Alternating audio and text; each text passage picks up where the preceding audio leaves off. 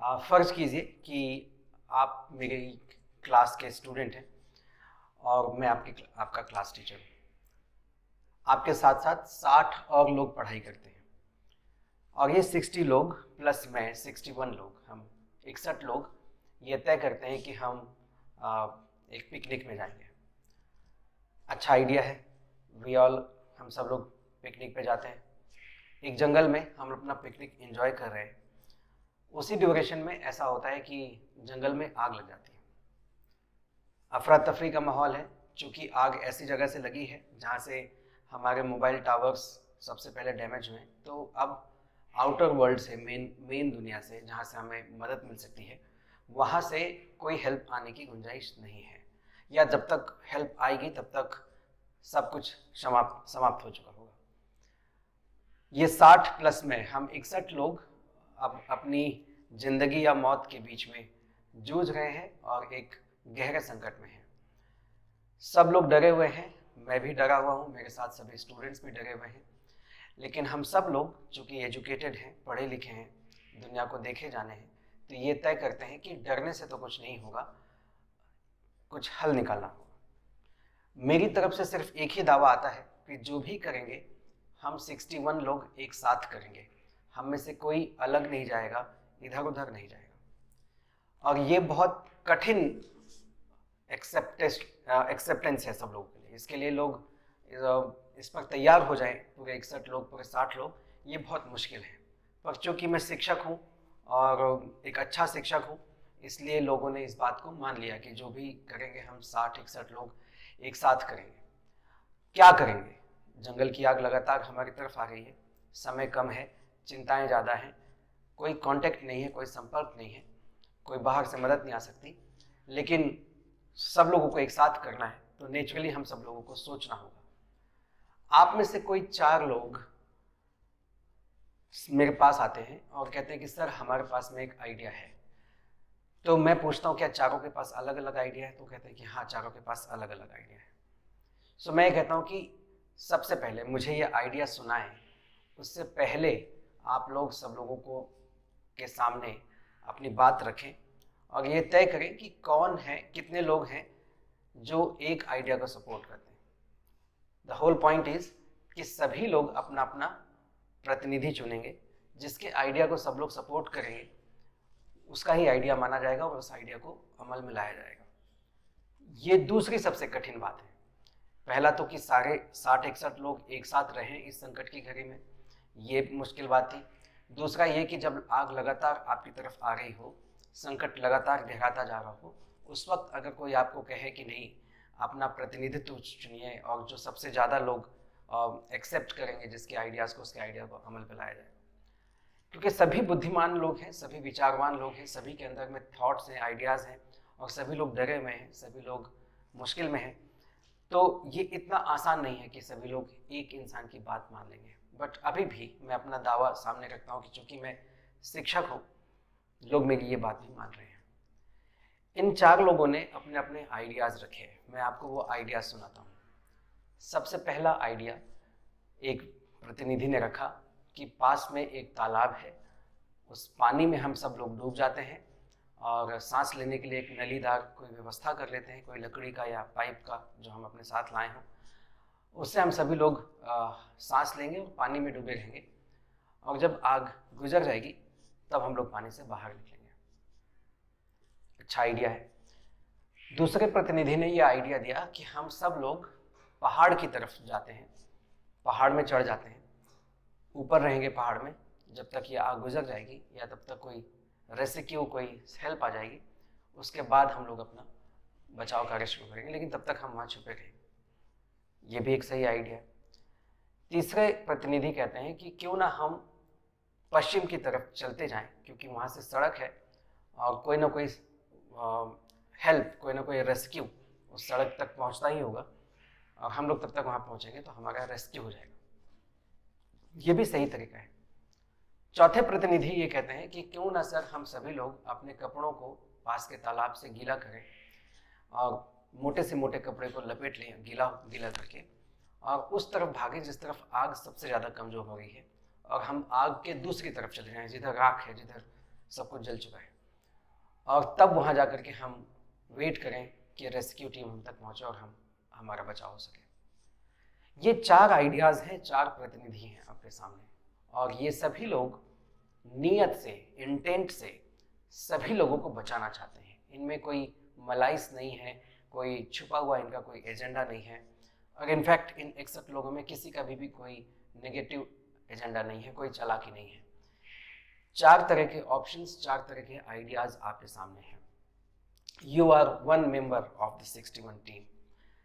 आप बताइए कि आप इसमें से कौन सा आइडिया चुनेंगे, क्योंकि बात यह है कि जो लोग भी एक आइडिया पर सारे 61 लोग जब अमल करने लग जाएंगे तभी ये तय होगा कि कौन से आइडियाज़ को अमल किया जाना है। आग लगातार आपके पास आ रही है, आपके पास बहुत ज़्यादा समय नहीं है। थोड़ी देर बाद ये चारों प्रतिनिधि आपस में डिस्कस करके, क्योंकि नीयत हम सबकी साफ है, राइट, ये सभी लोग अपने आप में डिस्कशन करके ये तय करते हैं कि अगर हम पानी में छुपने की कोशिश करेंगे तो चूंकि तापमान लगातार बढ़ रहा है तो पानी में उबल जाना, पानी में, गर्म पानी में मर जाना संभव हो सकता है कि हम रेस्क्यू के आने के पहले तक ही हम सब लोग उबल के, गर्म होकर के मर जाएं। तो ये रास्ता सही नहीं लगता। पहाड़ पे जाने का रास्ता भी सही नहीं है, क्योंकि धुआं उठेगा और धुआं पहाड़ की तरफ ही जाएगा, और हम लोग धुएं में, सांस लेने की कमी में, ऑक्सीजन की कमी से हम लोग सफोकेट होकर के मर जाएंगे। इसलिए पहाड़ पे भी जाना सही ऑप्शन नहीं है। तीसरे ऑप्शन पर भी विचार होता है, कहते हैं कि चूंकि आग लग चुकी है तो पहले ही लोग सचेत हो गए हैं, सड़क के माध्यम से रेस्क्यू आए, पहुंचे, इसकी भी संभावना बहुत कम है, तो ये रास्ता भी सही नहीं है। यानी कि सभी लोग मिल करके ये तय करते हैं कि ज़्यादा से ज़्यादा गीला मोटा कपड़ा लपेट करके हम आग की तरफ चलें और आग को काटते हुए उस तरफ पहुँचें, जिसमें जोखिम ज़्यादा है, जिसमें आभासी खतरा बिल्कुल सीधा है, जो प्रत्यक्ष रूप से हमें ज़्यादा डरावना और ज़्यादा असंभव प्रतीत हो रहा है, लेकिन रियलिटी यही है कि सोल्यूशन यही है।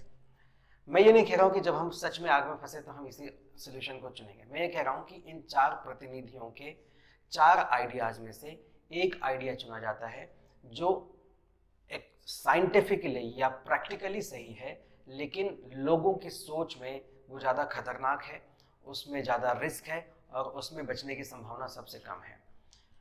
और चूंकि जो भीड़ की मेंटालिटी होती है, जो क्राउड मेंटालिटी होती है, वो तो यही चाहेगी कि हम सड़क की तरफ भागें इस उम्मीद में कि हमें कोई ना कोई रेस्क्यू वहाँ पे मिल जाएगा, क्योंकि ये सबसे आसान है। अपनी समस्याओं को किसी और के ऊपर थोप देना या किसी और का इंतजार करना, किसी मसीहे का इंतजार करना, ईश्वर के चमत्कार का इंतजार करना, ऐसी किसी भावना पर विश्वास करना भीड़ के लिए, ज़्यादातर लोगों के लिए, आम लोगों के लिए आसान है, जो कि प्रैक्टिकल नहीं है, जो कि सही रास्ता नहीं है, बनिस्बत उस पर जो कि ज़्यादा वैज्ञानिक है, ज़्यादा रीजनड है, ज़्यादा प्रैक्टिकल है। उन सॉल्यूशंस पर जनता का भरोसा हो, जनता का विश्वास हो, लोगों का विश्वास हो, इसकी संभावना हमेशा कम होती है। पर ठीक है, क्योंकि ये क्लासरूम है, यहाँ पर सभी एज ग्रुप के लोग हैं, एक एज ग्रुप के हैं, एक जैसी एजुकेशन के लोग हैं, एक जैसी थॉट प्रोसेस के लोग हैं, तो यहाँ पर हमें क्राउड मेंटालिटी ना मिल करके एक थोड़ी सी रीजनड मेंटालिटी, जो कारणों को, जो वैज्ञानिकता को प्राथमिकता देंगे, ऐसे लोगों की ये मेंटालिटी थी। इसलिए ये थोड़ा आसान हुआ कि जो ज़्यादा सही लेकिन ज़्यादा जोखिम प्रतीत होने वाला ऑप्शन था उसको चुन लिया गया। अब इसके बाद इसको एग्जीक्यूट किया जाता है और जो चमत्कार हम चाह रहे थे वो होता है। सभी के सभी 61 लोग, अमूमन थोड़ी बहुत झुलस के साथ में, सभी लोग बच जाते हैं। जब बच जाते हैं तो जिस व्यक्ति ने, जिस प्रतिनिधि ने ये आइडिया सुझाया था, उस प्रतिनिधि को सभी लोग उछालने लगते हैं, उसकी जय जयकार होने लगती है, उसको माले पहनाए जाते हैं, उसका रिकॉग्निशन होता है। और बाकी के जो 3 लोग हैं, जो उनके साथ जो प्रतिनिधित्व कर रहे थे, जो लीडर थे उस सोसाइटी के, उस छोटे से समाज के, उन लोगों के मन में एक एनवी, एक नेगेटिव एनर्जी, नेगेटिव ताकत काम करने लगती है। और वो ये सोचते हैं कि यार बचाने की कोशिश तो हमने भी की थी, लोगों का अच्छा तो हमने भी सोचा था, पर लोग हमारी जयकार नहीं कर रहे हैं या हमारे बारे में नहीं सुन रहे हैं, नहीं मान रहे हैं।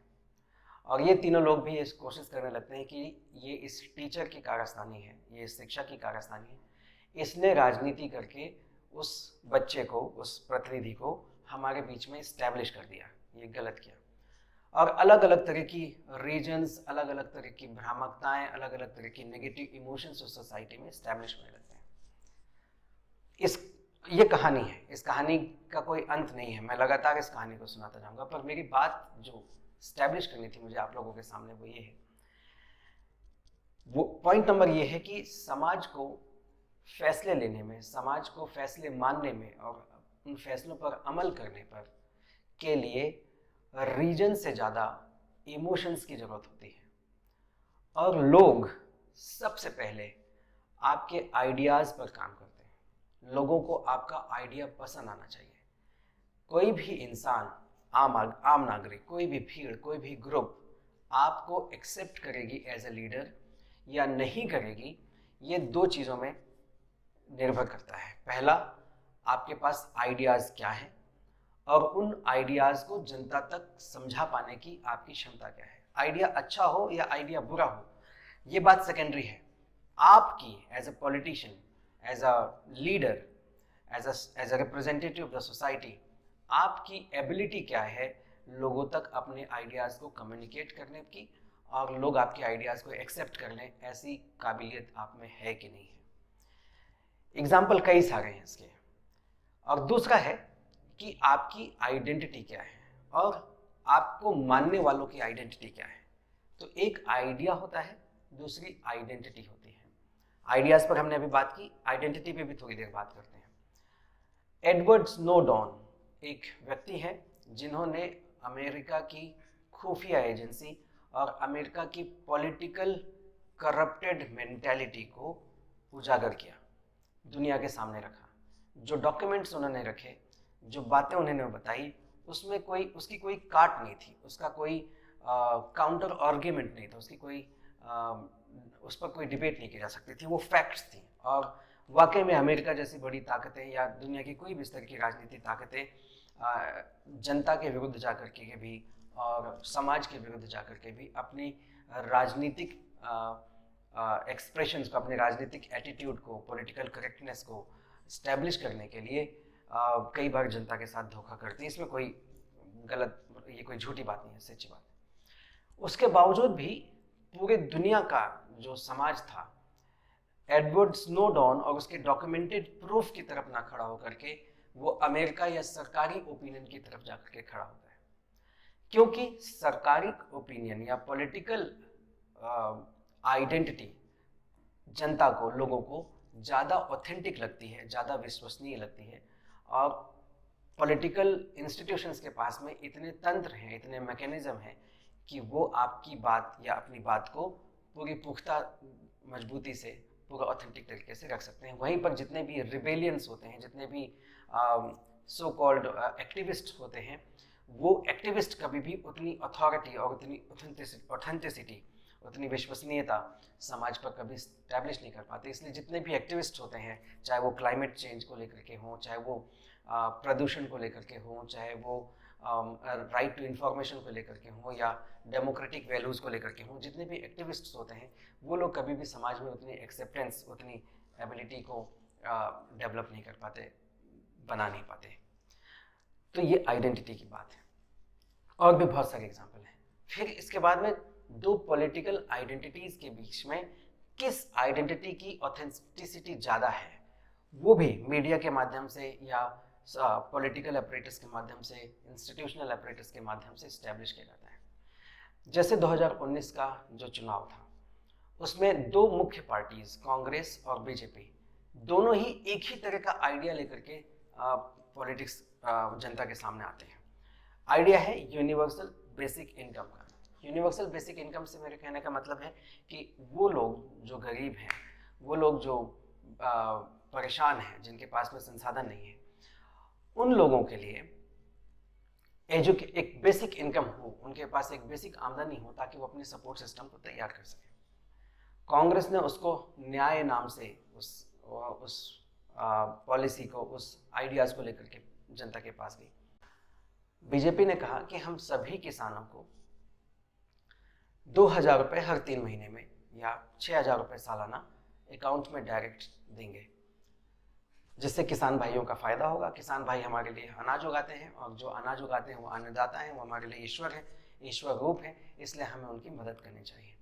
The concept remains the same, it is the both of them are talking about universal basic income.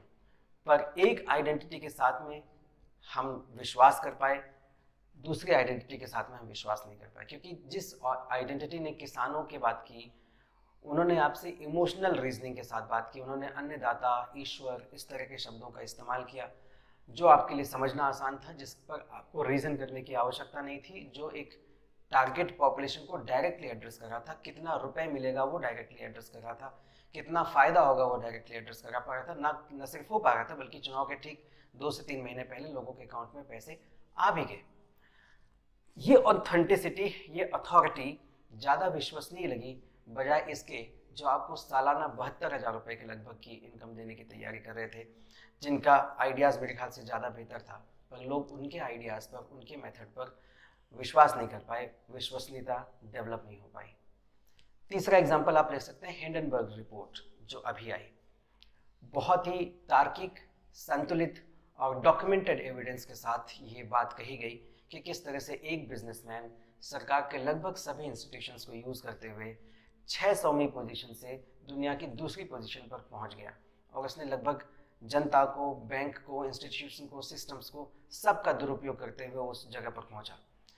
और उसका सबसे बड़ा इंडिकेटर ये था कि लगातार फिर उसके शेयर मार्केट्स गिरते गए और वो आज की डेट में 50वीं पोजीशन पर आकर के गिर गया। बावजूद उसके भी आम नागरिक, आम जनता का जो ओपिनियन है वो उस पॉलिटिशियन, उस पॉलिटिकल ग्रुप और उस बिजनेस ग्रुप के बीच में कुछ भी नेगेटिव नहीं हुआ, लोगों में नकारात्मकता नहीं आई। चंद लोग, 4-5 लोग भले उसके बारे में बोले, हंसी मजाक उड़ाएं, मजाक करें, पर फ्रॉम देयर हार्ट, दिल से वो ना उस पॉलिटिकल पार्टी को, ना ही प्राइम मिनिस्टर को, ना ही उस बिजनेसमैन को किसी भी तरह से गलत मानते हैं या इस पूरे रवैये को घोटाला या भ्रष्टाचार या करप्शन के रूप में देखते, समझते या एक्सेप्ट करते हैं।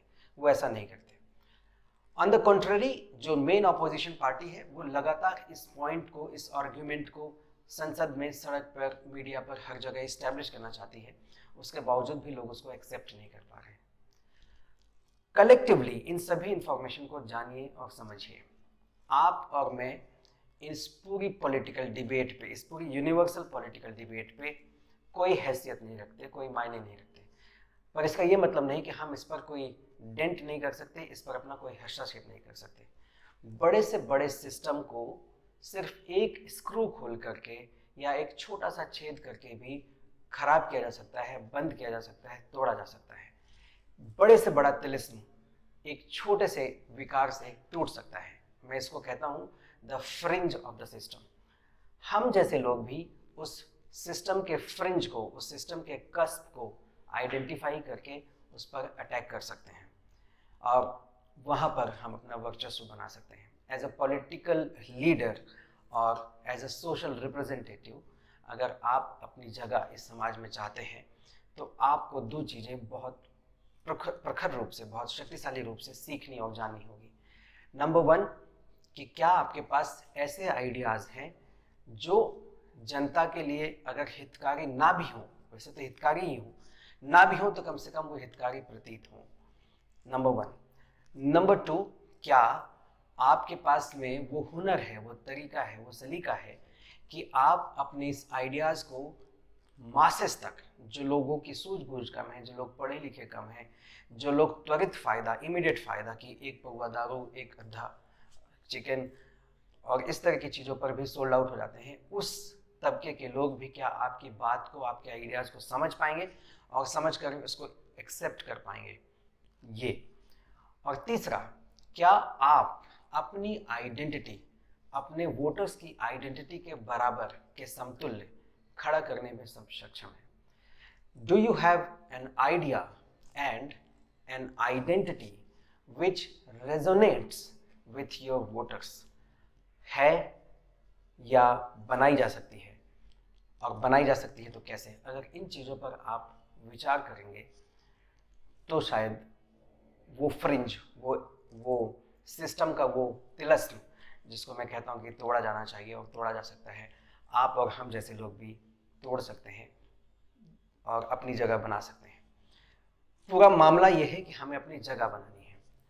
और अगर आप में काबिलियत है और इच्छा शक्ति है तो इस दिशा में सोचना शुरू कीजिए। Thank you very much.